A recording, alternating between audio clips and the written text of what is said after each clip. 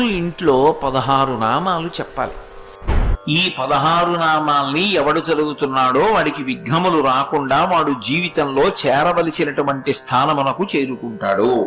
కాబట్టి మిగిలినవి చదివావా చదవలేదా నీ ఇష్టం. ఇది మాత్రం నీ కొరకు మాత్రమే కాదు, నిన్ను నమ్ముకున్న నీ కుటుంబం కోసం నువ్వు చదవాలి. నీకు చదవడం చేత కాకపోతే కనీసం ప్రతిరోజు ఇది చదవడం వచ్చిన వాళ్ళ దగ్గరికి వెళ్ళి చదవమని నువ్వు వినాలి.